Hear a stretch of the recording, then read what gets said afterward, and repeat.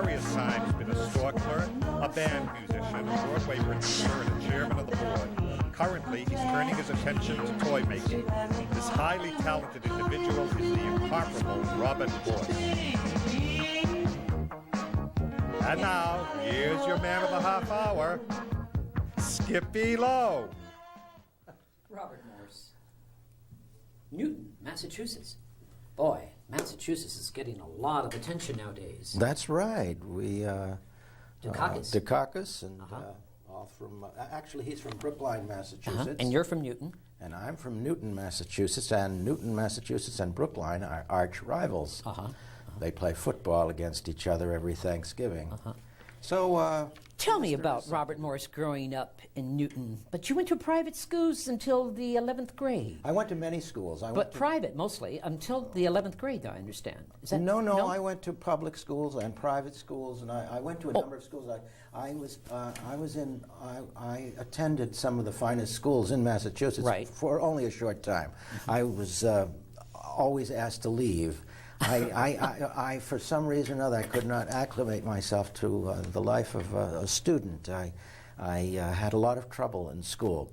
I attended the Ward School, which is in Newton, Massachusetts. I was all right for 6 years, and then I went to, I think, Weeks Junior High School for about 2 years, and then I was shipped out to a school called Principia, St. Louis, Missouri. And when I had to live away from home, that's when my troubles started. I felt very lonely and different. And, at what age were you in Missouri? Was I in what? In misery? Misery, yes. What age was I in misery? Yeah. Just about a week ago, and I don't remember the age. I was in misery. She was wonderful. I was in misery, yes. Well, I had my problems in school and things like that. It was just growing up and being sent off to sort of boarding schools, and then of course I came home and settled down and made it. What happened was I met a very fine teacher whom I loved dearly and who liked me very much, and his name was Henry Lasker, and he was a teacher at Newton High School. Right. And he recognized in me some sort of special quality. Well, I don't know. Let's say that before class started, he always would let me get up and express myself in some way, either with singing or imitations or something like that. But I understand that you were the first in your school that direct. They made you go direct. That's what happened. This teacher, Henry Lasker, gave me the opportunity to direct two things. Sing Out Sweet Land, which starred Burl Ives at that time, and Burl Ives and Alfred Drake, I believe, it was done.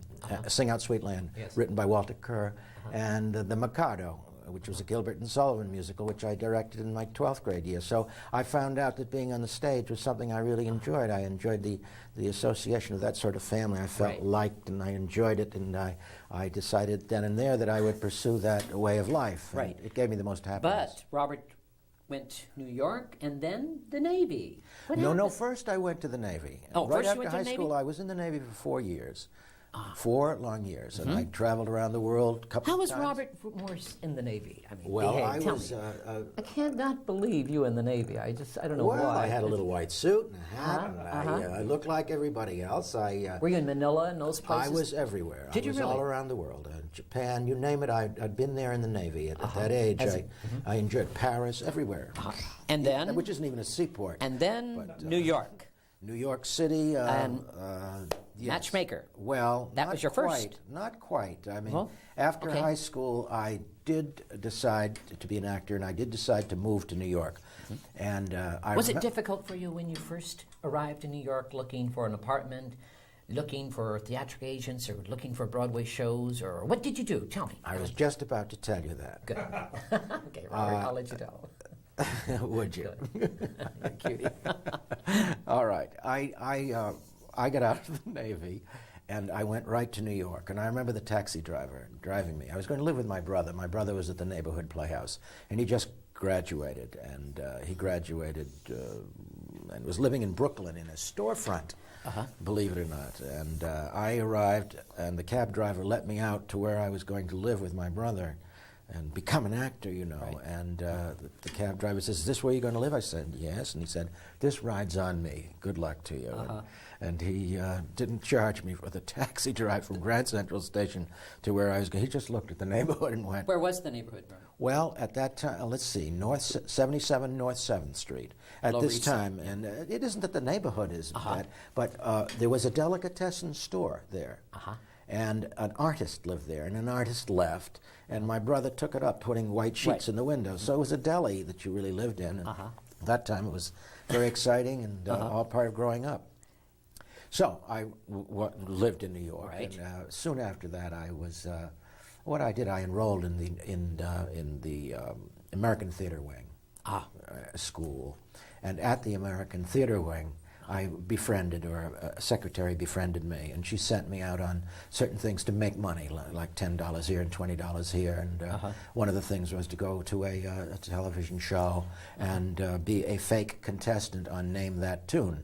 A fake contestant is someone that, before the show goes on the air, would ring the bell and guess the name of the song so that it's right when it really goes on the air. Well, I was doing that, and it happened to be that they were trying to pick a new master of ceremonies, and there were some agents there, and I was on the stage. Every little breeze seems to whisper Louise. Oh, birds on the trees seem to twitter Louise. I don't remember. I was doing something.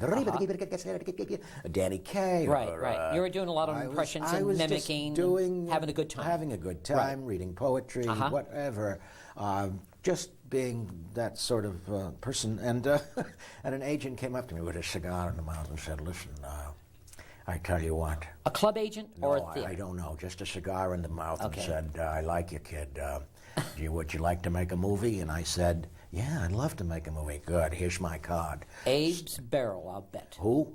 Abe's? Was it Abe? Abe's? No, it was Martin Baum. Okay, go ahead. Martin Baum, who is now with CM, one of those ABC buildings they own. But Martin Baum was the agent at this time. He was part of an agency called Baum Newborn. Abe Newborn, Martin Baum. Right. And Martin Baum asked me to go to Paramount Pictures the next day and meet, I think, Boris Kaplan, and audition for a film called The Proud and Profane with Deborah Carr and William Holden. And in the office, that when an agent sends you, you know, I mean, for a sudden I was just a little kid from Massachusetts, you know, fresh. And I'm in this office, and there are some of our finest stars and people auditioning for this role. And I met Perlberg and Seaton, who produces and directs, George Seaton and Mr. Perlberg.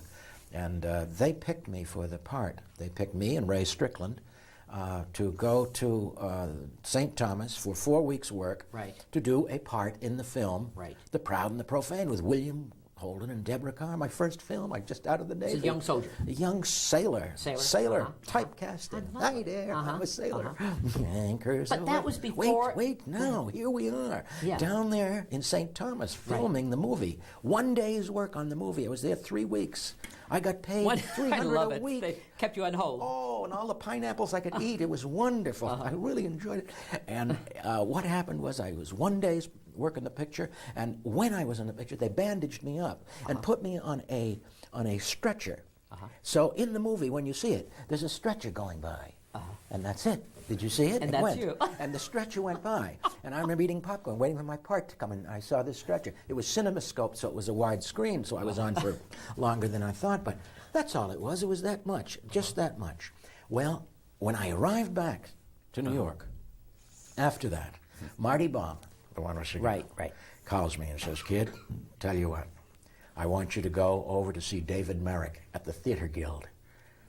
I am handling the auditions," Mr. Martin Baum said, "and you are going to be up for a part called Barnaby in The Matchmaker with Ruth Gordon, directed by Tyrone Guthrie." This was 1903. I don't know what year it was. And I remember going to the Theater Guild. I remember meeting Tyrone Guthrie and he talking to me about this part that was the Barnaby and the Matchmaker. Matchmaker was later, by the way, made into Hello Dolly. Hello Dolly. But at that time it was your favorite person, Thornton Wilder. Yes, Thornton Wilder. Thornton Wilder wrote... I had to throw that one at you, Robert. Yes. Yes, you worked with her. And we're not there yet, are we? Oh, no, that's okay. So with Thornton Wilder. Anyways, Thornton Wilder, the Matchmaker. And anyways, I read for this part, and Mr. Merrick asked me what experience I had. Yes. after all, to say a role on Broadway and to be in a part with Ruth Gordon. And so know, what they did wanted you to say? know What experience did you have well, at that time?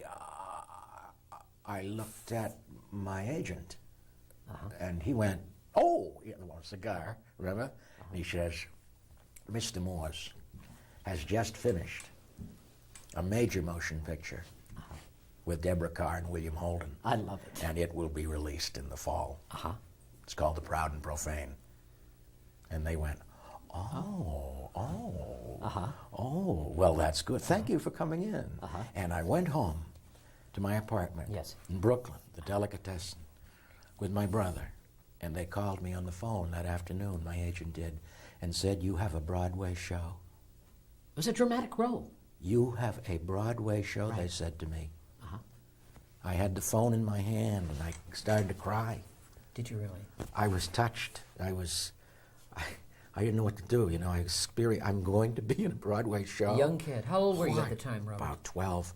And I just got off this, you know, out of the Navy and everything, and I'm going to be in a Broadway. And I remember calling my mother and father back in Newton, Massachusetts, remember? Right. The arch rival of Brookline. Plays football. Where Dukakis is there. Go ahead. Newton, Massachusetts. Yes, of course.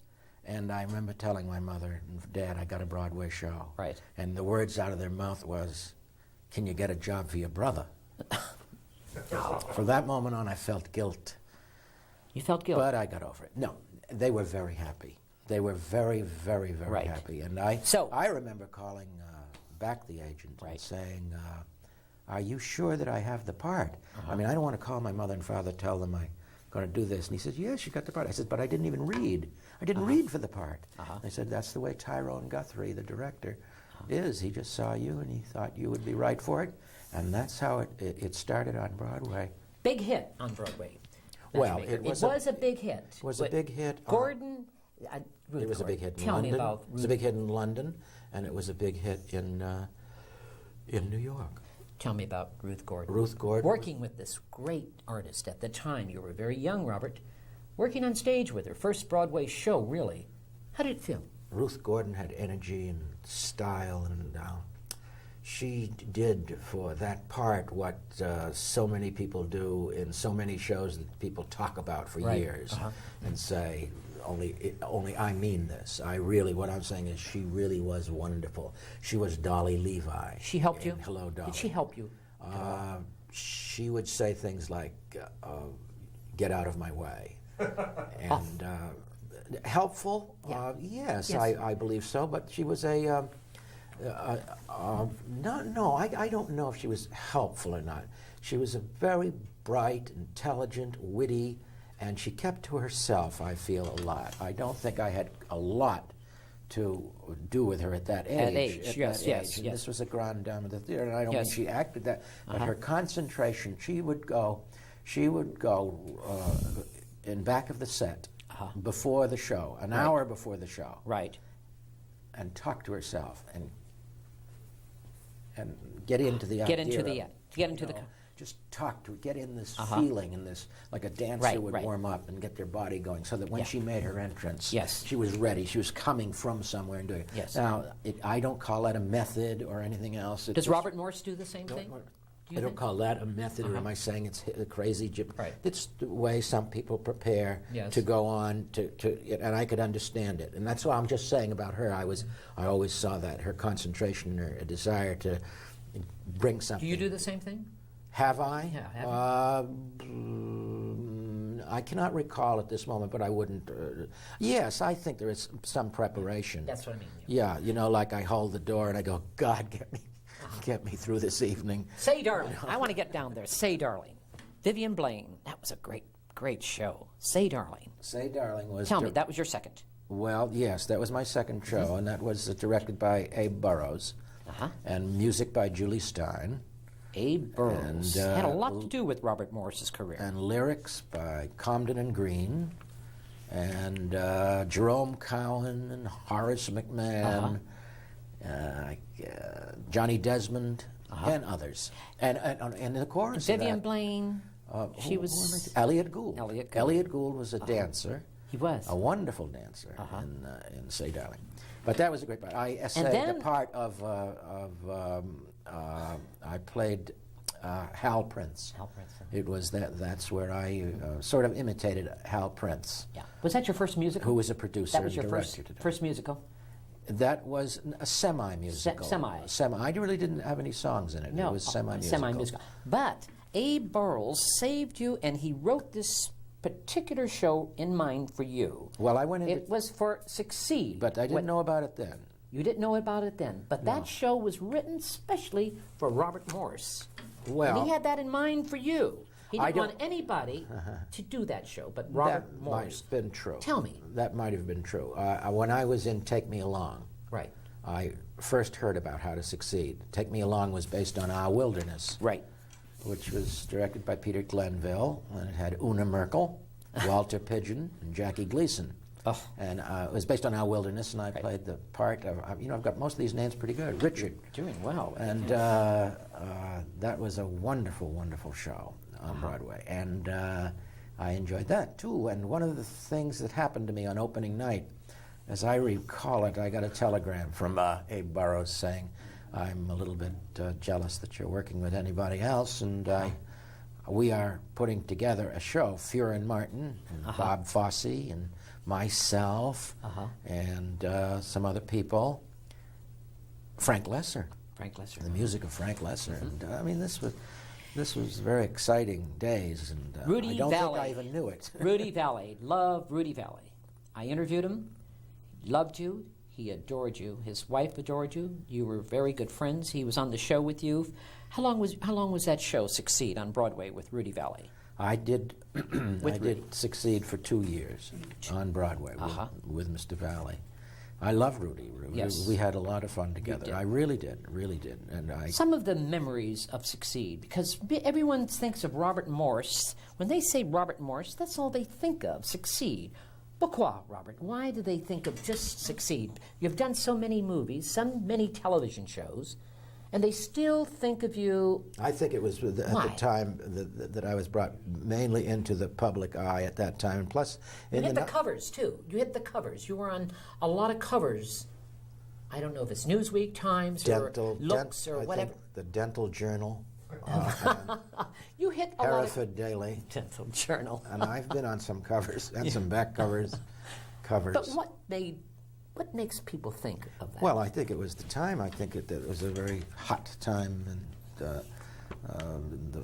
I mean, it was like it's good theater, though. When we were all warmed up and ready to go. You had everybody at the prime ready to spring out and go places and do things. It was the years of John Kennedy, and it was a very exciting. In the '60s, there was a very exciting year. This show won the Pulitzer Prize, the Antoinette Perry Award. I won the Tony Award.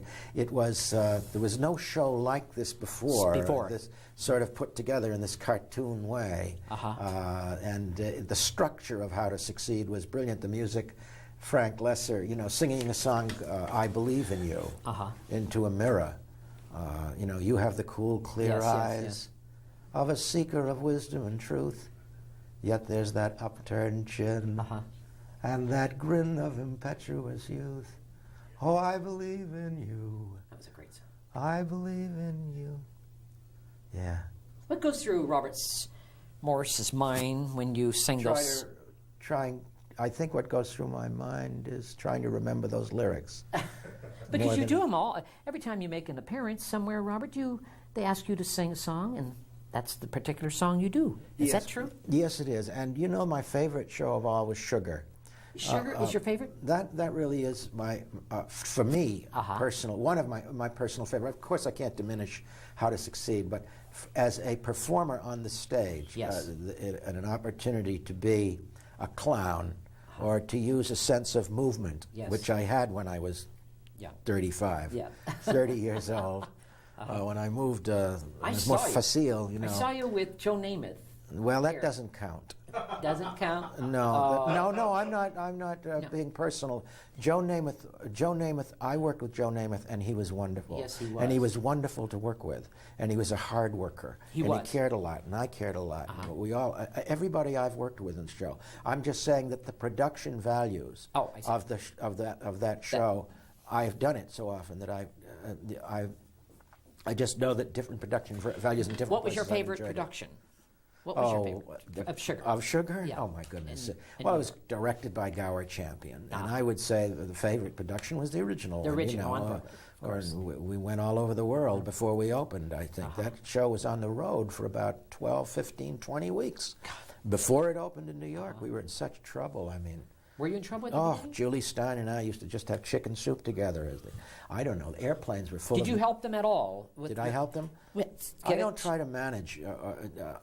I really try to keep out of the way. I mean, I would come up and suggest an idea. Sometimes I do get ideas, and I'm very nice about it. And I'll go up to the director if he has a moment, and I'll say, "Gee, I have this wonderful idea. Could I try it?" And he'll say, "What is it?" I said, "Well, when so and so comes through the door, if I was behind the door and I got hit by the door, and the door went, and I fell down in my dress." And did that, and he goes, "That's a great idea," and they may do something. I have a pretty good imagination, and especially in the sense of movement or things like that. But I never, if I'm working with a director for the most part, and they're the directors. I've got enough to do to learn my part and do what I have to do. And if it's uncomfortable, if it's very uncomfortable, a good director can tell, okay, what's uncomfortable about this for you? And a lot of times I have to work through the discomfort myself, and most of the time it's not uncomfortable. I see. But when you're in good things, or you're being handled well, and that's why I'd like to work with someone like a Woody Allen, you know. If that would be my, that would be something I would You're love saying to do. Woody Allen, you just hit New York. That's a New Yorker. You are a New Yorker, Robert. I don't find you Californian at all. See, because you just used the word Woody Allen. See, I think of you, I don't know what Robert Morse is doing in California, and I understand you're going to be leaving soon, you're going to be doing a Broadway show.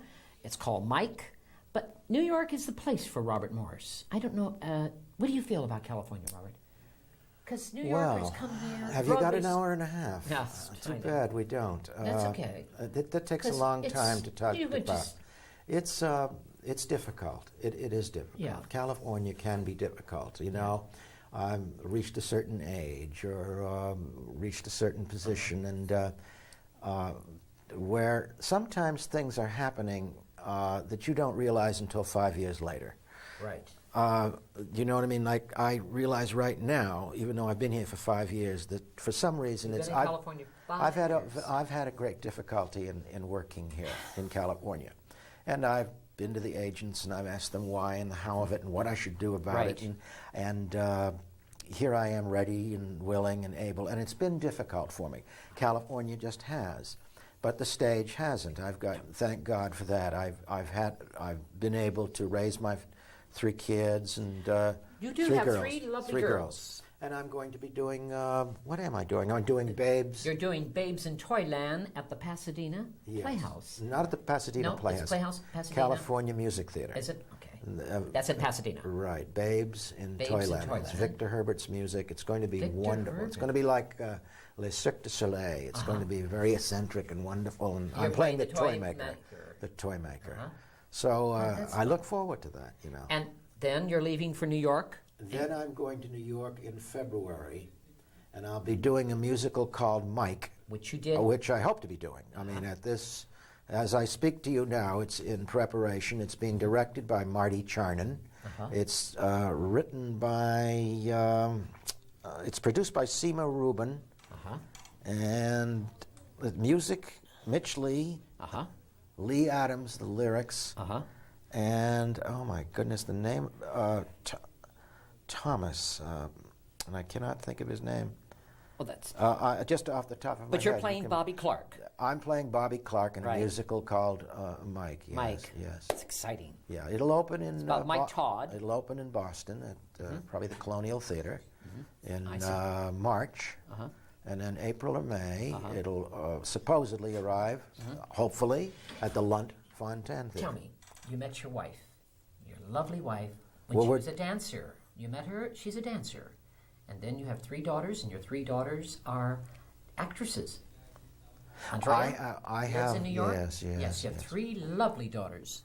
I have 3 daughters. One works for Tom Cruise. Tell us about them. I'd like to hear it. I have 3 daughters, Andrea, Robin, and Hillary.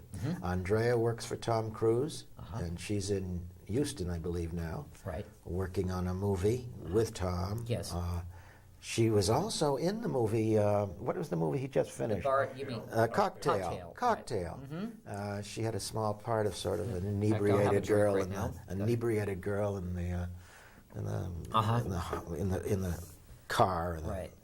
And then there's Robin. Robin has done lots of TV and a couple of motion picture things, and she's now in New York As the World Turns.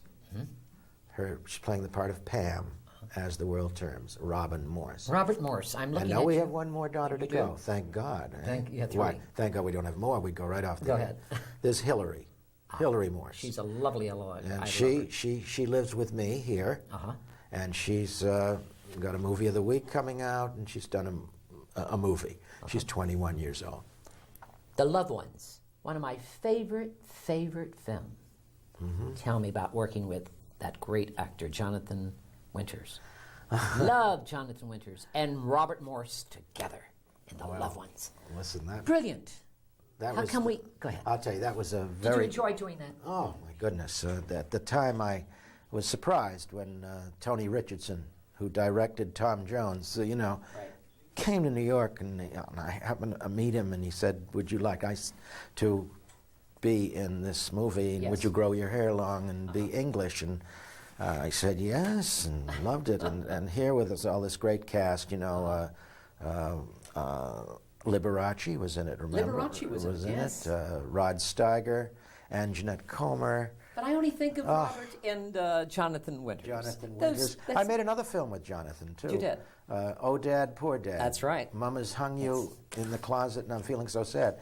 It's amazing. I've been in all How these long titles. How is it to work with that crazy man? One of the brilliant comedians we have, him and Red Skelton. To me, they are brilliant. I love Jonathan Winters. I would like to move in with him. Would you?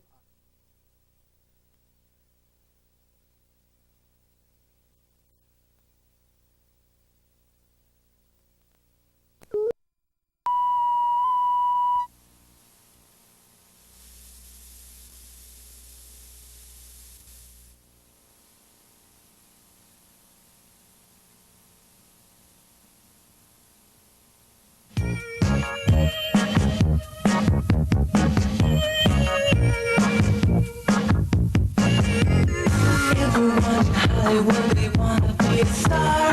Everybody knows someone who knows someone who is. There's an agent and he's hanging out at every other corner. 1 or 2 or 3 or 4 at every other bar. In Hollywood, yes, I'm glad to be in Hollywood. Hello again. With us today are actress Beverly Nero, whose motto might be, like father, like husband, singer Anjelica, a current fixture at La Masia restaurant, and actor-singer Michael Harrell, a newcomer from the Peachtree State. And now, here's your man of the half hour, Skippy Lowe. Beverly Nero, tell me something. You are in a play right now in the Valley? Yes, I am. What is it called? It's called Head Trauma, and it's over at the Whitefire Theater. Head Trauma? Well, Yes. That's kind of exciting. What does that mean? It is very exciting, actually. What is it? It's about a head injury patient, and a friend of mine wrote the piece and is also starring in it. And it was about a real-life experience that she had with her brother, who was a head injury patient. And it's a very worthwhile project, Skippy, and we're all very excited about it because the medical industry is really on the go right now with this particular issue, and there's so many people out there suffering from this ailment, and so it's exciting. Tell me something. Beverly Nero, growing up, Peter Nero's daughter. I mean, to be Peter Nero's daughter, traveling around, I mean, your dad travels a lot, in clubs and theaters, and one great musician. I mean, really great. Growing up with your dad, tell me, was it tough? It was very exciting. We traveled a lot with him. We did travel a great deal. He is a wonderful, wonderful business person in addition to being the, the musician that he is. And so that's just... You have a brother? Yep, How many? I sure do. I Brothers, have sisters? my one little brother who was a drummer traveling on the road with my dad. He was a drummer? Yeah, he traveled with my dad for quite a while, and now he's moved on to the real estate business, and he's a big real estate mogul in New York City. But you sing too. I do. I sing. I write some music. I write some scripts. I'm an actress, and acting is my main thing right now. Now, where actually you're from? I was born in Las Vegas. But you were raised actually in New York? I was actually raised in New York, Brooklyn, good old Brooklyn, Hey, and then good. we moved out to Great Neck, Long Island, beautiful suburb.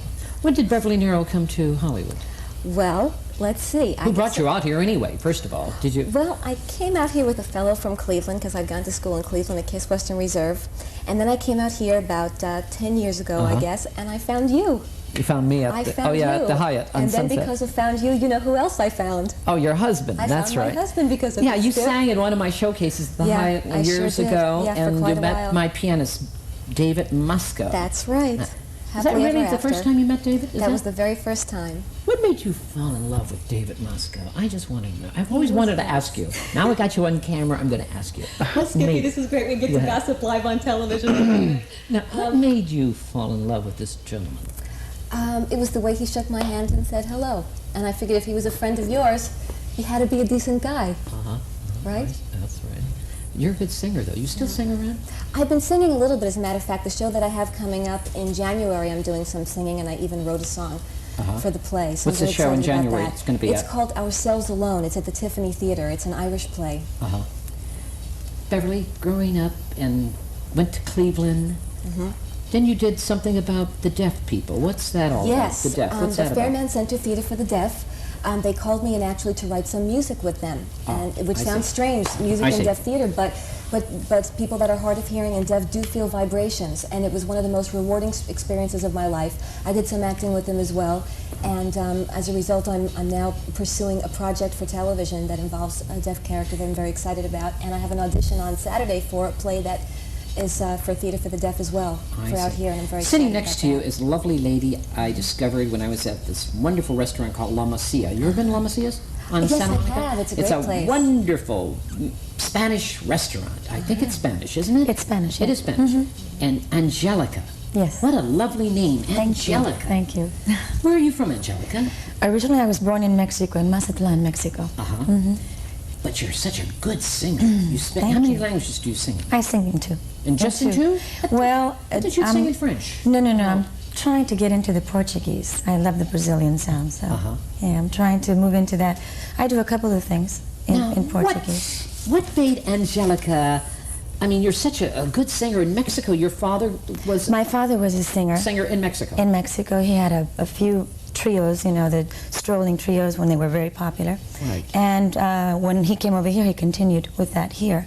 And it's always been in the family. And I was, out of 4 siblings, I was the one who kind of followed in his footsteps, you know. I want to ask you a question. Yes. Angelica, everybody wants to go to Mexico. And Mexicans love to come to Los Angeles. Why Los Angeles? That's all I want to ask you. Los Angeles. Well, I mean, it's why not New a- York I don't know. or Cleveland? Or, you know, why Los Angeles? May I ask you that question? There's a lot of, well, I mean, there's a lot of Latins all over, but Right. really the Latin sound is branching into the American music. They're mixing it in the Miami Sound Machine. So it's really happening here, you know. There's a lot of places that Vicky have- Carr is such a big Yeah. star in Mexico. And she records. love her in Mexico. Of They course. love her, Well, yes. she's from Mexico. She's Mexican American, but she decided to stop the American sound for a while and do Spanish, and they really loved her for that. They just, you know.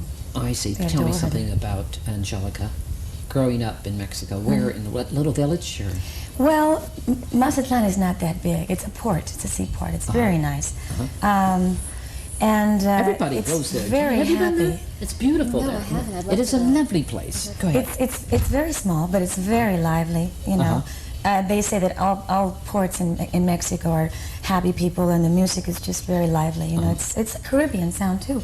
You know, it is. So when I go to La Masia, the food, is it accurate? I mean, is it like... Spanish. Yes, Spanish. Well, see, Spanish is not the same as Mexican. No, I understand. Mexican is very hot. But the owner is Juan Jose and Jose. Yes. Juan Jose and Josie. Josie, yeah. And he's Spanish. He's from Barcelona. He started that little restaurant. Yeah, one room. One room. And developed One into room. such a lovely restaurant. Yeah. Loads of celebrities. I take a lot of celebrities there Yes, for I know, dinner. I know. And I love, and the music. And they made Makes the it room. dance, They made the yeah. room and got it into a music. Right. And made singers. Right. And they brought you in? Mm-hmm. How did they do this? Tell me. They were celebrating an anniversary, the restaurant's anniversary, their Right. 10th anniversary. And they wanted to have a party. So they wanted to bring some music because they didn't have music then.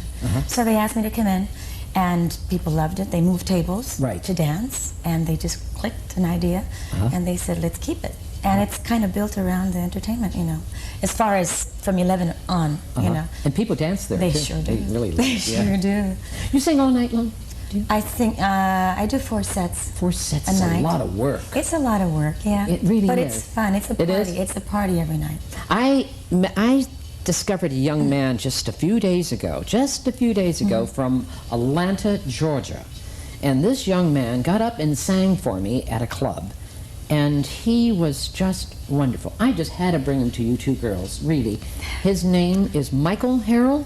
Correct. I think Yes. you're just a wonderful singer. Well, thank you very much. Tell me Thank you. about yourself, Michael. I don't know. I just had to get you on the show because I want the people out there to hear you sing because I thought you did wonderful the other night. Well, thank you very much. Thank you. I grown hope up- you don't do the shows on television called Star Search. I hope you don't do things like that. Well, I because did. You did what? I did audition for Star Search. You did? About a month and a half ago. Why would anyone wants to go audition for those shows? Tell me something. Well, I think it's Skippy. I think it's for the exposure, you know, and I think it stops your career. Yeah, I don't know. What do you think, Angelica? I just want to ask you a question. You're a singer. Well, if you're in, I guess, in a position of trying to get out and being seen, That's you know, where you're going to go. You're going to just be a Star Search singer from then on. maybe it's just a good experience for yourself. You know, I don't know if people go in with the idea of getting somewhere. Getting somewhere. There, but the experiences would be very good. Why come to Hollywood? Why not New York? You're such a good theater singer. Well, thank you. I just really had the urge and the want to come out here because really I like acting. I like commercials. If I could get involved with that, I would like to do that also. So you do want to act and Oh, do- sure, Yeah, yes. I see. Not just sing. Not just sing. No, I feel like I do both, or one might spring off on the other. Uh-huh. Or might make the other happen. You know. I think you're a young John Davidson, or even I think you, because you have such a good voice. Young singers, we don't have good male singers, Beverly, like we used to. that Like so? Dick Roman, Vic Damones, and John. You know, we don't have those good singers anymore. And this young man the other night got up and sang, and he's a good male singer. Yeah. We don't have them. They're all doing the rock and rolls, and they're doing, I don't know, they're doing this Motown stuff. Right. Am I right? This Motown thing. It's just, when I hear a good singer, Yeah. then I was just You've enthused. discovered some fabulous ones. I remember all those years, the Brent Steinstraws and all the Michael rest of the guys. Oh, my Feinstein, God. yes. Michael was with me at the E Little Club. Michael started with me at the E Little Club in Beverly Hills. Yeah. Remember that? You were there. Yeah. Yes. Remember those wonderful days? You have like the most uncanny knack of discovering new talent and giving young talent a chance to grow and develop. Yeah. I mean, that's It was fun. It was fun. you're then. just amazing at that. I had, what's his name, that Russian comedian, Yaka Shmirinov. Yeah, I remember. Remember? Yeah, sure. At the Hyatt. He came in at the Hyatt before he went to the Comedy Store. Yeah. Right? We used to have a lot of fun in those days. It's changed a lot, though, now. It's just, Hollywood has changed. What would you like to do, Angelica? Not just, Mama Sia seems Oh, like. well, What would Sure, that's like Angelica- my home now. It feels, but It is your home. yes. I'd like to expand, and I'd really like to travel. I hate Would to you? say this, but I'd like to go to Mexico City, and work there. You know what I'd like you to do right now for these two. I love you, or my audience out there, I love you to sing one of your lovely songs for us. Would you do that Sure, for us? I'd love to. One of the Spanish songs? I'd love to. Is it a yeah. Spanish song? What It's is it in called? Spanish. It's called Noche de Ronda. Okay, let's hear it. Okay. Let's hear it.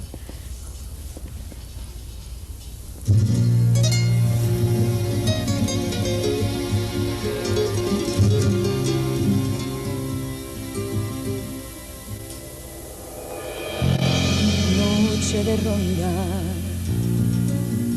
qué triste pasa, qué triste cruzar por mi balcón.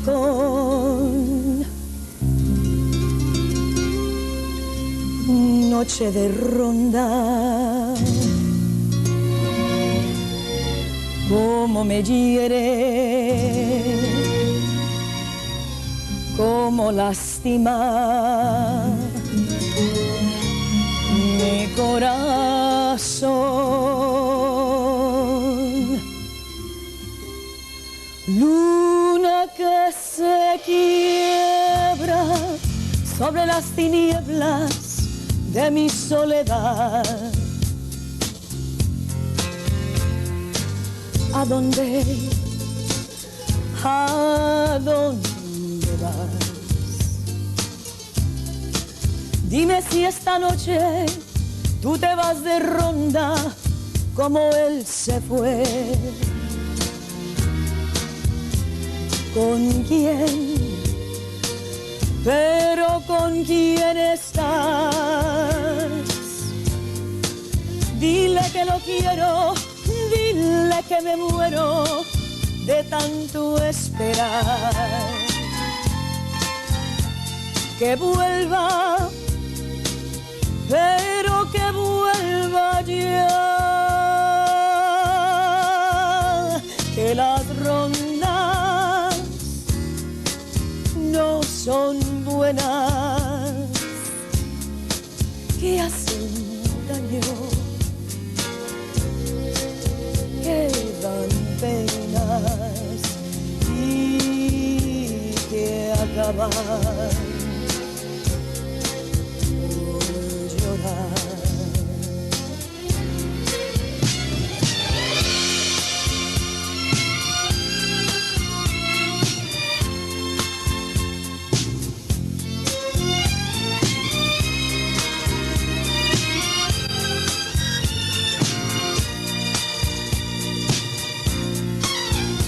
Las rondas no son buenas, que hacen daño, que dan penas y que acaban por llorar.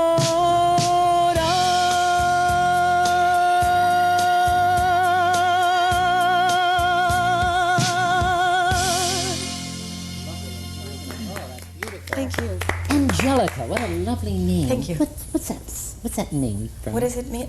Angelic, Angelike. Angelic, it's lovely. Yes, thank lovely, you. Lovely name. Thank you. I'm glad my parents gave it to me. How many children does your parents have? How many There's brothers? 4 of us. 2. Four? Yes, two boys and 2 girls. Oh, I thought you were going to say 10. No. We were the moderate Mexican family. A modern Mexican. Yes. I see. Ah, that was lovely. Thank you. It's a lovely, It's a beautiful song. Yes, it is. it's a What does that really mean? It's actually a lonely lover talking to the moon, asking it not to leave the way its lover left her. Oh. So it's talking to the moon. Talking to the moon. Yeah. I think those songs are great, aren't they? Beautiful. Yes, it's. They just. I love the French and the Latin songs. I think they have something to say. Yes, they really do. Especially when you sing them. Oh, thank you. Thank you. Growing up in Georgia, tell me, boy, is there lots of Georgia's peaches like these guys? Oh yes. These are beautiful. They have some just like them. Yeah. You have a girlfriend?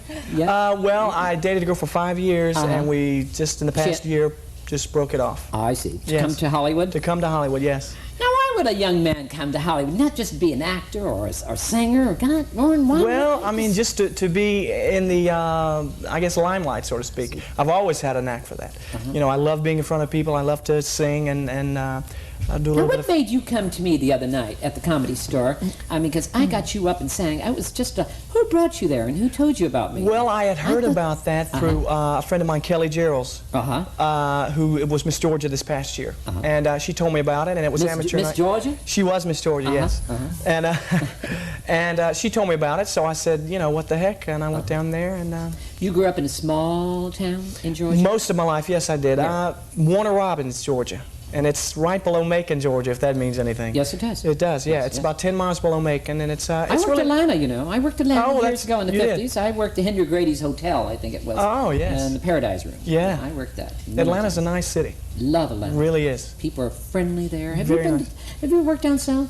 Southern people are just charming, aren't they? Yeah, they're really... Yeah? You've been down there, have you? A little bit, yeah, just traveling and stuff. What does Nero want in life?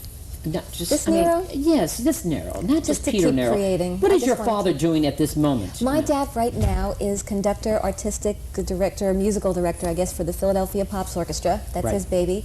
And he's also the Pops conductor for the Tulsa Philharmonic. He's doing Right. a lot of conducting these days. Yes. Still a lot of trio dates all around the country and working very, very hard When you still. say trio dates, these are clubs. Clubs or concert halls. He just What works kind in of every venue audiences possible. does he get in the audiences nowadays? Mixed, actually. It's that's the fascinating part about him is that he appeals to such a wide variety, jazz people, classical people, pops people, because he does that's his forte really is just weaving all of those elements. You write songs. I sure do. Very good. Wonderful. Yeah, Thank you. Well, you really helped. You inspired You me. play Skippy. piano. I mean, guitar, didn't you? I play bass guitar. Bass? I do play a little bit of guitar. I play some piano. I play some drums. Uh-huh. My brother's the real drummer in the family. Though. Is he? Yeah. Yeah. Do you play any instruments? I play some percussion instruments, which add to the Latin. That's in Yes, you have into the to Latin, when yeah, you're with a saying, Latin yeah. snap. There's a show that's in town. Oba. Oba. I just went to see that. How was that show? I'm going. It's very exciting. It's real. It's real. It comes to L.A. Yeah, it's beautiful. It's very exciting. It takes you through different regions. It's not just a Las Vegas review. No. Is As a it? matter of fact, Because it I'm gets. talking to a Latin. As a matter of fact, it gets down to the farming part. You The know, peasants. the peasants, the Which I southern love. part of Brazil, which See, is. I love the peasants. When I used But to it's travel, always- they have life. They live. They eat. They enjoy life. That was I didn't know that side of it. People only see the carnival, Mardi Gras part of, Oh, I don't Brazil. see. I like- And I saw the southern part, which is the peasant. peasant. And they still have that life. Isn't that wonderful? Yeah. They have that wonderful Even more so, I warmth. think they You know, feel it. Bush should really go down there and enjoy those peasants and see how they live, and he would really enjoy that way of life. Now, I mean, he really should. I'm serious when I say. But anyway, you brought a song, and I love you. Would you sing this Sure. song for me? I'll be glad you did to. for me at the comedy Sure. store the other I'll night. be more than happy to. I love that song. Well, thank you. And it's from Cats. It's from Cats, and this is the Barry Manilow type version of it, but it differs from Barry's version just a tad. So Okay, go I ahead. think you'll like it. Love to have.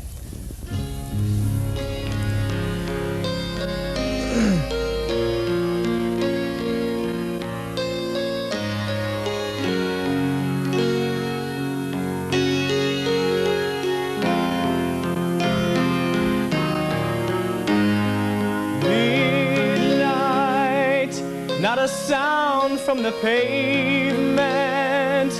Has the moon lost her memory? She is smiling alone in the lamplight. The withered leaves collect at my feet, and the wind begins to moan. Memory, all alone in the moonlight, I can smile at the old days. It was beautiful then. I remember the time I knew what happiness was. Let the memory live again.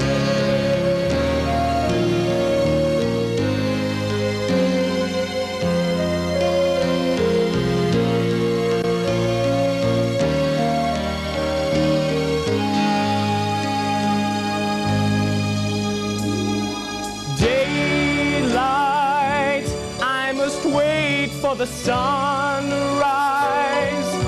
I must think of a new life, and I mustn't give in. When the dawn comes, tonight will be a memory too, and a new day will begin.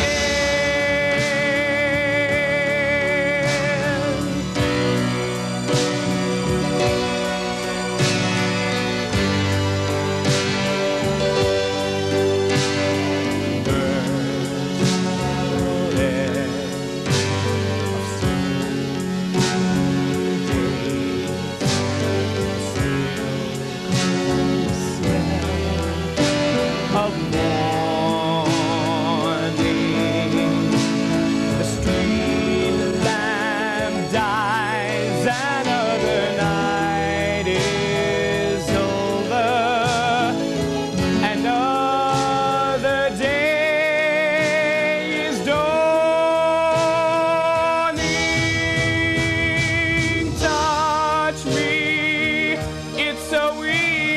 to leave me all alone with the memory of my day in the sun.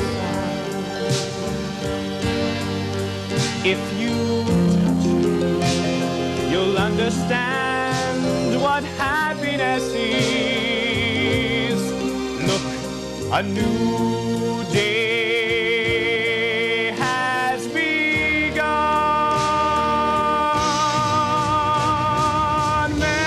Memory, all alone in the moonlight, I can smile at the old days.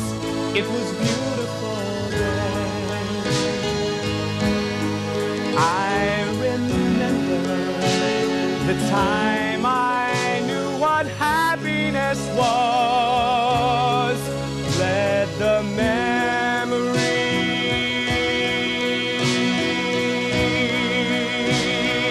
live again.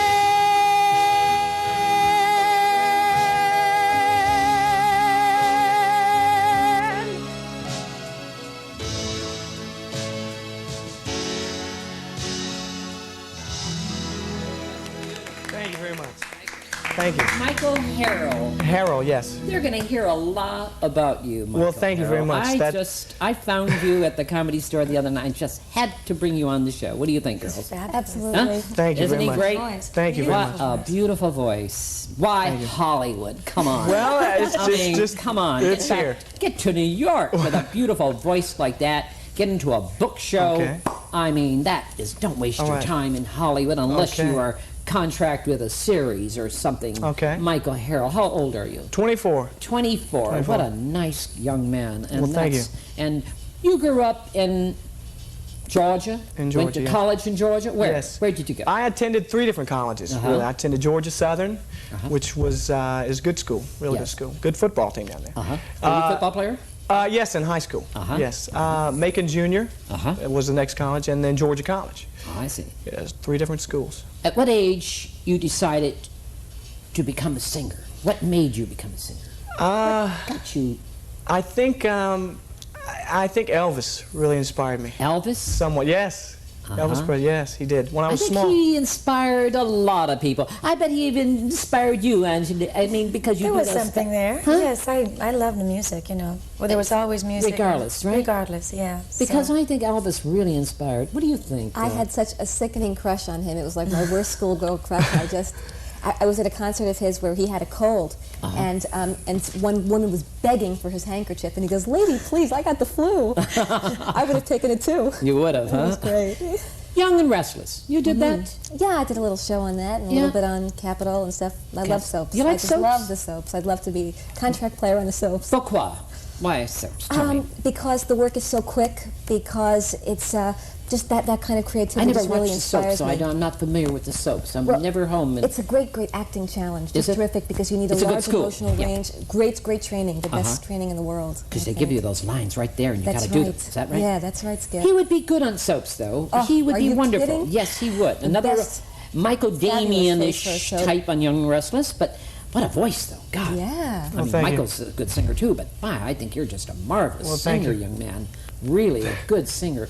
What do you really want to do? I mean, not just... Go ahead, tell me. I really would like to really get up, sing most. That's my first love, singing. Sing? Yes, but if not that, I pack would your like. bags and go to New York, because Okay. that's where singing is for Broadway shows with your type of voice. And I'm very serious. I'm going to give you a shortcut real quick. Okay. Don't waste your time here, Okay, great. unless you're contract with a studio or series. Okay. Otherwise, you're going to just have a lot of problems here. Okay. You know, to make a living, you're going to get a waiter's job. No, Mm-hmm. That's what happens in this town. Every actor is a waiter.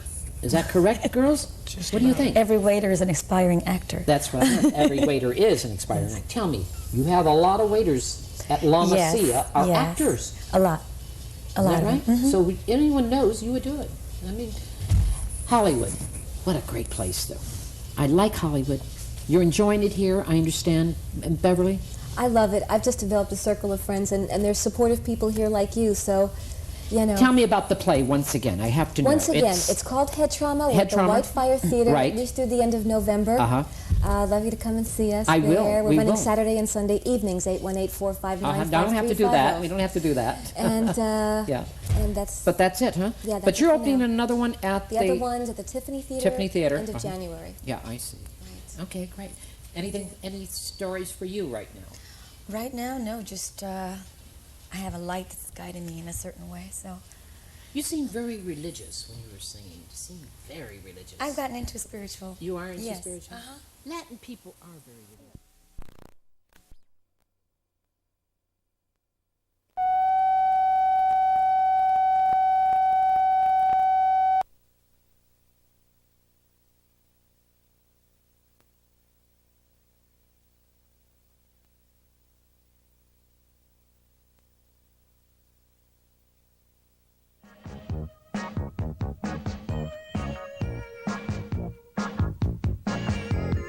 Everyone in Hollywood, they wanna be a star. And everybody knows someone who knows someone who is.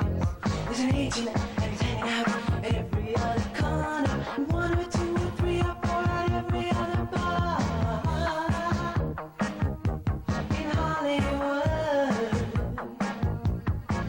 Yes, I'm glad to be in Hollywood. Hello again. Gracing our cameras today is someone who forged a career for herself, mostly by keeping her mouth shut. One of the best practitioners of her art, and certainly the most attractive, she's the delightful and accomplished Shari Lewis. And now, here's your man of the half hour, Skippy Lowe. Shari Lewis. God, I haven't seen you since the Beverly Center. You were having Chinese food. I came in there. Constantly. You love Chinese food? Do you really? Oh, yes. I do too. It keeps your health. You look great. Thank you. I wish you didn't sound so surprised, but thank you. But you work so hard. Shari Lewis is always on the road. New videos, books, traveling so hard. Why is Shari Lewis keep driving like that? Why? Because it's so much fun. It is fun, isn't it? Oh, it is. I do too. People ask me why I do it. Tell me. Well, you know, I would rather do the work that I do than most of the things people do for play. Right. Because the things I do for work are play. Right. I mean, I love to write. Do you write all your material? No. I write all my books. But I buy really good comedy from really good comedy writers. Oh, you do? I generally write the first draft. And then I go for the more powerful comedy to wonderful people, to the Solly Turtletabs of the world. Where is Shari Lewis really from? New York City. New York City. Are you really a New Yorker? New York I City, don't know why Vile. I thought you were from Chicago, Illinois. I don't know why. No. Because you're very big in Chicago. Oh, I mean, you're thank big you. all over. No, but I'm big no place. I'm 5 feet tall, all over the world. You're is that how tall you are? 5 feet? Yeah. Shari Lewis, what age did Shari Lewis start it? Well, it's a hard question to answer because my father was the official magician for the city of New York, and mother was music coordinator, one of the 7 music coordinators. So they always had a platform, as it were, where I could perform, so that this 2-year-old was trundled up on stage. Right. And I've been performing since then, sometimes professionally from the time I was about 2. How many instruments do you play? A lot, all badly. No, you do not. I do. I do. Well, the reason is, you know, if you're really going to play an instrument well, you've got to practice 3-4 hours a day. Even when I was doing my most instrumental work, when I was at Music and Art High School, I would practice 1 hour on the piano, and 1 hour on the violin, and 1 hour on the guitar. I never put in the 3-4 hours on each. I like variety, and so I loved my music. But not just one thing. That's why the conducting has been so natural for me. I see. The conducting's great. Yeah, it's it really nice. is. You're wonderful at it. Thank you. I just adore it. I think it's wonderful. Tell me something about Lamb Chop. When did that come in? I was a teenager, and Papa said to me, if Mary has a little lamb, why shouldn't Shari have a little lamb? Cute. So, yeah, and like all teenagers, oh, Daddy, you know. But the next person who said, I want to make you a puppet, was a sculptor who worked in fabric. And she said, what do you want? And, of course, last thing in the ear, first thing out of the mouth. So I said, a lamb. And she made me Lamb Chop. I put Lamb Chop away, and did not work with her for a year or two after that. And then one day I was doing the Captain Kangaroo show. Right. And Captain did not want me to work with the big dummies. He said, don't you have anything little like you are? And at that time I was studying with Sandy Meisner at the neighborhood playhouse. And Sandy is his own version of Stanislavski. Exactly. His own version of method. Yes. And so I took Lamb Chop out, and we sat in front of a mirror, and we did a basic Stanislavski improvisation. I gave her something she wanted. Right. Gave myself a reason why she could not have it. Both were firm reasons. And then we improvised. And I called Daddy after about an hour, and I said, Pops, you watch Captain Kangaroo Saturday. This is it. How old were you at the time, Shari? 17. 17. Something like that. The world discovered Shari Lewis then. It Well, just really discovered you. Thank you. They really did. They just adored you from then on. Thank you, thank you. Didn't they really? Sing, dance, act, and a good actress. Thank you. You've done a lot of good theater. Yeah. Like, say a few for me. I know you've Oh, well, done. I did a lot of musical theater in New York City. Damn Right. Yankees, Bye Bye Birdie. A lot of people don't know that, Shari. Yeah. Really? Out here recently, I did Getting My Act Together and Taking It on the Road. It was here. How was that here? It was fascinating. It's a very interesting show. You know, I didn't think that show related to me at all because I consider myself such an emancipated woman. Right. My mother worked before me, and my favorite saying is if you want to be an emancipated woman, you have to start with an emancipated mother-in-law in order that you have I a husband see. who gives you I see. license, you know. And my mother-in-law was head of Legal Aid Society in New York City. You had a good childhood. I can see it. I'm just Good. Yeah, am I real right? good. These Real kids good. today, what's happening today? Because you've been entertaining to children, how many years? I mean, All my really, life. All your life. But what's happening seems to be very different from what happened in my group Right. at my time. Right. Now, you know, every group in the world is different. Right. And every time is different. So I can only answer for my little community. Right. But in New York City, when I was growing up, everybody took lessons in everything. There wasn't a girl who didn't take dancing lessons. Everybody studied the piano. I mean, the piano business has to have gone Exactly. way down. Now, when I work with symphonies and I say to the audience, if there's a lot of young people, Right. I say, how many of you guys are taking music lessons? You get a smattering. Very few. A smattering. You ask the same question in Canada, A there lot. isn't a child's hand that right. doesn't go up. I don't know what it's going to mean. What is the difference between, I don't know what's happening to American children to grow up as entertainers? Oh, well, that's a whole other matter. You know, I don't think being an entertainer is that important. And therefore, no, I mean, I really don't. I Okay, don't. okay. I never have had a sense that Okay. entertainers save the world. It's different from the way Jerry Lewis feels about these things. I see. But I have a sense that entertainers make themselves happy. And there's a Zen saying, you light your own, oh, I don't remember it now, you light your own lantern and hope that it will illuminate the world and lead the way for others. Well, and you have. basically, all that I think you can do in this world is do what is right for yourself and glow. And that is inspiring to other people. I don't really believe that you can teach or anything else. You can be a role model. I see. And therefore, I don't think performers are that important. But not to study music It's very means that you are ignorant. And to be ignorant, you only then know what you like on a most superficial level. Right. And you never get to taste the smorgasbord Yes. of music that's available to you. Is it our schools, Shari? What do you think? Is it? No, No? I think it's parenting. Parent, is it? Parenting, yeah. And I think it is people yielding. I think I did as a parent too. I think we yield to the society around us. And the pressures are so great Right. for children to conform that we give in because it's so hard to keep saying no. And the only thing I think I did right as a parent. You're a married lady, have a child. How many children? Oh, I have one. I have a 26-year-old daughter. 26-year-old I got a married daughter. You got a Got a married She's daughter. married. She married Michael Doherty. Do you know Michael Doherty? Yes. Public Yes, relations of man course, here in town. Of course. Lovely man. I keep saying to this lovely man, I wish you were my son. And he keeps saying, I am. Which She is live a- here in New York or here? She Here lives in LA. Cali. Shari Lewis, writing books, children's books. Fun? Oh, yeah. Oh, I love writing. I write What 3, makes 4 it fun?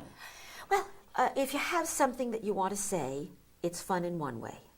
And if you have an obligation and you know that all you have to do is sit down and it'll come to you, that's fun in another way. I like that as much. I like to sit down with an assignment and a blank pad and know that I have to have it by the end of the day.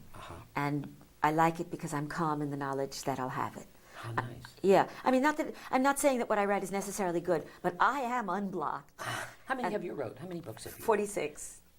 How many? 46. 46 books. Yeah. Shari, and they're all very, very successful books, aren't they, Shari? Thank you. You got videos? How many videos have 9. you done?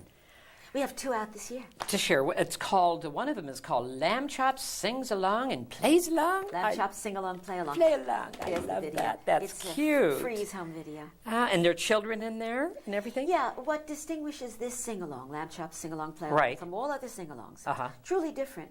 The kids don't just sing along, the audience at home gets to dance along, spell along, count along, rhyme along. They get to chime in a lot of different ways. I do not believe kids should be literally permitted to be couch potatoes. There's a wonderful Chinese proverb, I hear and I forget. I see and I remember. I do and I understand. In the doing is the learning. And our kids are exposed to a lot of good stuff on television. The problem is it drifts right past them to a very great extent because they have no relationship to it. They're not participating in it. There's no effort involved. When you read a book, you're putting out. Yes. You're putting out. There's no put out when you watch TV. So all of my videos are really geared to getting kids to getting up and participating and doing. Yeah. Can I show a clip from this? I'd love to see the clip of participating thing you're doing. Yeah, the clip that I brought in. I'd love to see it. Is a very physical one. That's what it. It's called The Body Song, and all the songs are written by Norman Martin. Good. I'd love to see it right now. Good. Good. Shari Lewis, Lamb Chops, sing along, play along.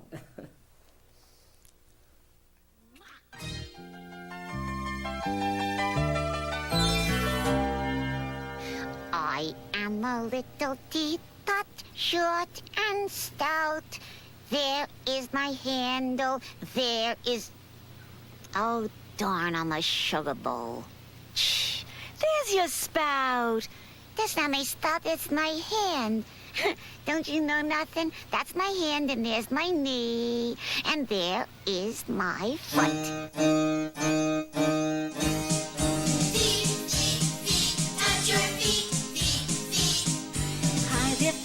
How are you? And thank you for the things you do. Without you and my little toes, there'd be no walking, goodness knows. Thank you very much. Knees, knees, knees, tap your knees, knees, knees. Hi there, knees, and how are you? And thank you for the things you do. You're handy things to have around when I go crawling on the ground. Thank you very much. Thighs, thighs, thighs, tap your thighs, thighs, thighs. Hi there, thighs, and how are you? And thank you for the things you do. Because of you, I got a lap in which my kitten loves to nap. Thank you very much. Tongue, tongue, tongue, tap your tongue, tongue, tongue.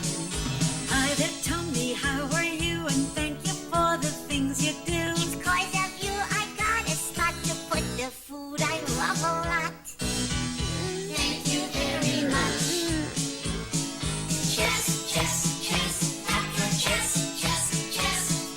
Hi there, chest. It is his chat. I love it.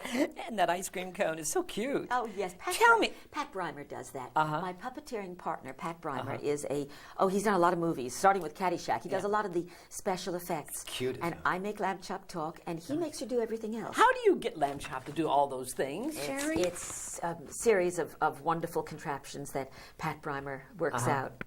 But why, you know something, videos, I mean, why do people buy videos when they can get things free on TV at home? Why it's a would they good go question. buy videos?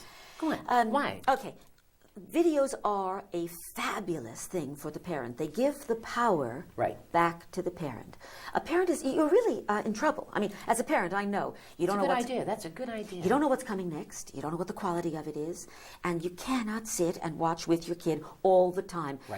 The goody goods all say you should sit and watch with your children. You can't do it. Parents have their own lives to live. Exactly. But what you can do with a video is you can view a video, know you got something that and is say, quality. Here, darling, go and look at it. Look at it instead. And kids love to own. They love to possess. And buying a video for kids is an incredible buy because kids watch things 150 times. I mean, literally, if you have a video that has repeatability, that's the important thing. I don't know why parents sometimes buy the cartoon junk that falls off a set, is slammed into a box, isn't worth watching once, and they don't get any value because there's no repeatability. Right. So I really work to put repeatability into the videos. Here in Lamb Chop Sing Along Play Along, there's 13 big song games where the kids participate. You can't do all 13 at a time. You do one and you watch the rest. Right, right. The next time you do another one. So I bet you get a lot of girls copying you, little girls copying Shari Lewis, and they steal your act. Once they get these videos, they're going to say, "Mommy, I want to get the little lamb chop," and they copy you. I bet they do. from your mouth to God's ear. I hope so. Oh, I think so, Shari. I bet you get a lot of young little girls out Well, there. I get a lot of big girls who are 25 to 40 who look something like me and come up to me and say, "You were my role model." And you know, they all have lamb chop eyelashes. They've all got the long eyelashes. And it's very interesting. I got a letter yesterday. In fact, I just gave it to my assistant to Xerox because I want to send it to Mother. Adorable. The letter says, "Dear Shari, I was brought up on your television shows. I'm bringing my kids up on your videos. What have you got in mind for my grandchildren?" Oh, interesting. What do you have in mind for their grandchildren? Well, we're working on sitcom now. For now that you ask, we're optioned on a couple of sitcoms. Because Shari nighttime Lewis, sitcoms. television, they should have your own show. You should have your own show. You've had your show many years on TV. Yes. Yes. For a long time. Yeah. There's only two things that's on in the children's arena at the moment. One is animation. Right. And as you may have noticed, I am not Roger Rabbit. And the second is, I'm Lamb Chop, but I'm not Roger Rabbit. But you're not risque, though, see? No. You've never been risque. No. The things today are risque. Tell me about that, Shari. Well, do you resent that? No. I have no objection to risque. I mean, I think Whale and children- Flowers... Oh, for children, sure. Yeah, well, children love those, and they copy it, and they listen. Sure. So, don't you think that's kind of a little risque for children? Sure, but you know, you cannot control...